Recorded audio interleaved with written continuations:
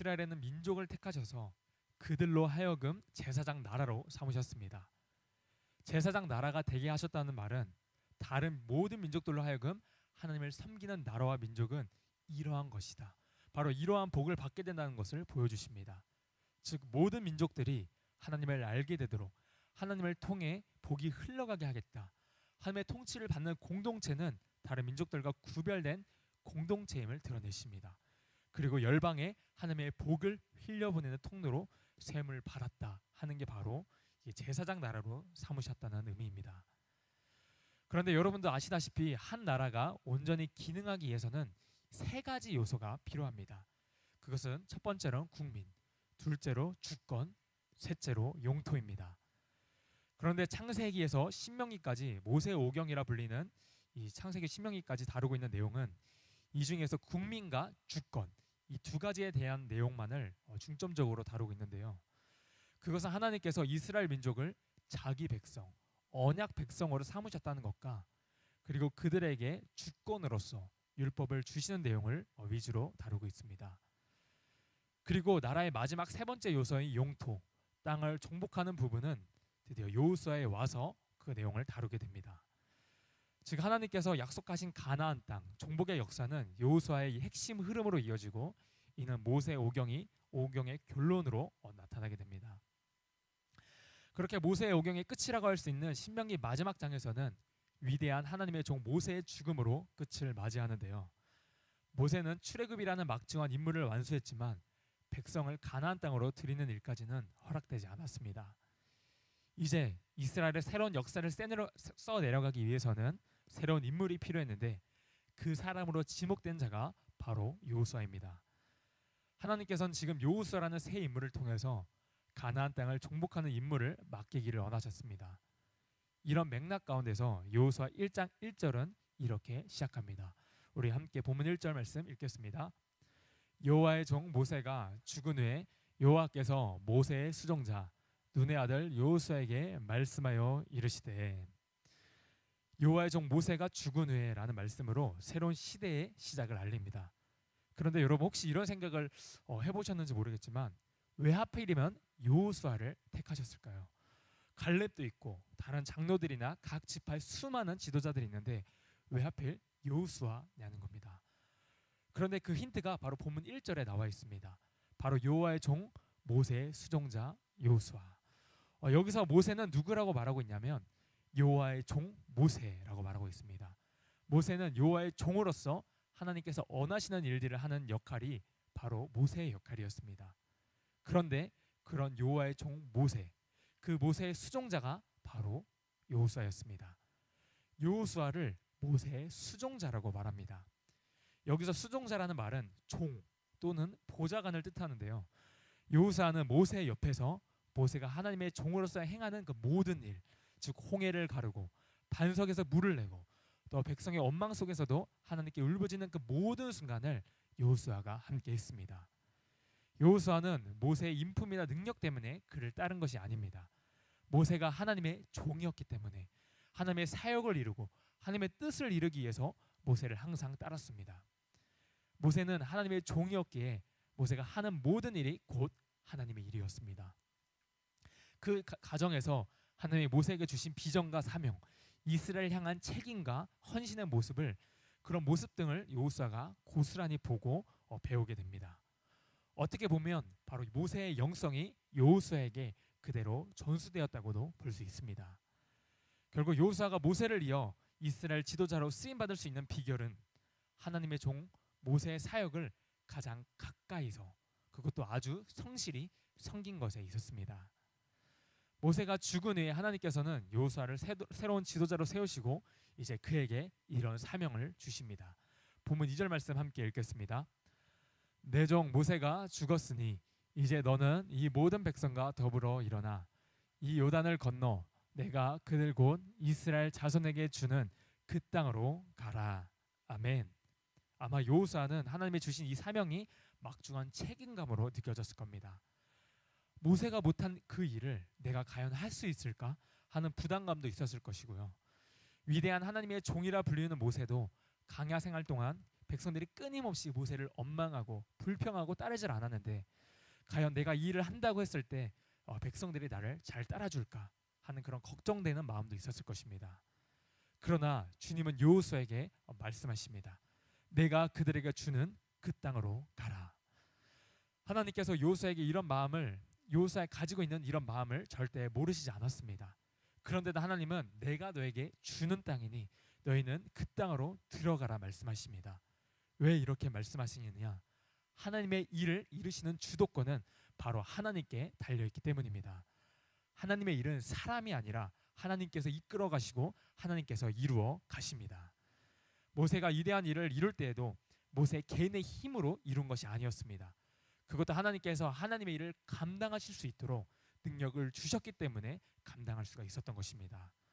하나님이 지금 이스라엘 백성에게 가나안 땅을 주시겠다고 이야기했으면 여호수아는 그저 순종하는 도구로서 쓰임 받는 것뿐이었습니다. 맡은 자들에게는 구할 것은 충성입니다. 하나님께서 나를 통하여 일하시겠다고 하면 우리는 순종하고 충성을 다하는 것입니다. 하나님은 여호수아에게 이렇게 사명을 주시면서 동시에 이스라엘이 차지할 땅의 그 경계를 명확히 말씀해 주십니다. 본문 3절과 4절 말씀입니다. 내가 모세에게 말한 바와 같이 너희 발바닥으로 밟는 것은 모두 내가 너희에게 주었노니 곧 강야와 이 레바논에서부터 큰 강 곧 유브라데 강까지 해 족속의 온 땅과 또 해 지는 쪽 대해까지 너희의 영토가 되리라. 아멘. 너희가 발바닥으로 밟는 것은 모두 내가 너에게 주겠다고 약속하십니다. 그리고 이 땅에서부터 여기까지가 너희 땅이 될 것이라 말씀하십니다. 이는 그 땅에 대한 확실한 권세를 너에게 주셨다는 것입니다. 하나님께서 주셨다는 이런 확신과 믿음이 있을 때 우리는 어떤 사역의 영역이든 흔들리지 않게 될 줄 믿습니다. 그것이 부서 사역이 됐든 우리 구역 담당이 되었든 아니면 우리가 선교지가 되었든 직장 사역이 되었든 우리가 어디에 있든 흔들리지 않고 나아갈 수 있는 것입니다. 하나님이 내 손에 붙이셨다. 이 땅에 대한 권세와 통치권이 내게 주어졌다. 그 영역, 내가 있는 그곳을 하나님께서 내게 주셨다 하는 그런 확신이 정말 굉장히 중요하다는 것입니다. 그런 확신이 있을 때 우리가 흔들리지 않고 요동하지 않게 되는 것입니다. 왜냐하면 하나님이 내게 주셨기 때문입니다. 지금 당장은 잘 안 될 수 있습니다. 내가 생각한 대로 잘 안 될 수도 있습니다. 그러나 그것은 그렇게 중요한 것이 아닙니다. 하나님께서 내게 주신 것이 분명하다면 하나님께서 결국 그 일을 이뤄가실 줄 믿습니다. 그런 마음으로 우리가 하나님의 일을 하는 것입니다. 그런 마음으로 우리가 교회 사역을 하는 것입니다. 지금 하나님께서는 그것을 여호수아에게 동일하게 말씀하고 계십니다. 그러면서 그 일을 더 감당하기 위해서는 그에게 확실한 약속과 권면이 필요했습니다. 그래서 하나님은 여호수아에게 이렇게 말씀하십니다. 본문 5절 말씀입니다. 내 평생에 너를 능히 대적할 자가 없으리니 내가 모세와 함께 있었던 것 같이 너와 함께 있을 것임이니라. 내가 너를 떠나지 아니하며 버리지 아니하리니. 아멘. 하나님은 여호수아에게 승리를 위한 약속을 주십니다. 내가 모세와 함께 있었던 것 같이 내가 여호수아 너와도 함께 있을 것이다. 내가 너를 떠나지 아니하겠다 약속하십니다. 모세가 바로 앞에서도 홍해 앞에서도 강야에서도 흔들리지 않을 수 있었던 비결은 하나님이 언제나 그와 동행하셨기 때문입니다. 이제 모세와 동일했던 그 하나님께서 여호수아도 동일하게 함께 하시겠다 그 놀라운 약속을 여호수아에게 주십니다. 그러면서 가나안 정복이라는 막중한 사명 앞에 하나님은 3번이나 반복하여 여호수아에게 이렇게 말씀하십니다. 보면 6절과 9절 말씀을 보게 되면 이렇게 3번 명령하십니다. 여호수아야 너는 강하고 담대하라. 여호수아야 강하고 담대하라. 강하고 담대하라. 우리가 하나님의 사명을 감당할 때 가장 필요한 것은 가장 중요한 것은 바로 강하고 담대한 것인 줄 믿습니다. 저도 사역을 해보니까 그 연약한 마음으로는 감당할 수 없다는 것을 정말 뼈저리게 많이 느낍니다. 하나님께서 우리에게 주신 그 부르심과 사명을 감당할 때 우리의 심령은 정말 강하고 담대함이 필요합니다. 근데 이게 강하고 담대하라고 해서 내가 강하고 담대해야지 이렇게 마음 먹는다고 해서 되는 것이 아닙니다. 그리고 여기서 이 강하고 담대하라고 하는 말은 우리가 막 고집을 부리거나 성질을 부리라는 말이 아닙니다. 하나님께서 나와 함께 하신다는 그 믿음 안에서 하나님께서 주신 그 약속의 말씀을 붙들고 나아간다는 그런 확신을 말하고 있습니다. 그렇다면 우리가 어떻게 강하고 담대할 수 있느냐? 강하고 담대할 수 있는 비결은 바로 이것입니다. 그 비결이 본문 7절에서 8절에 나옵니다.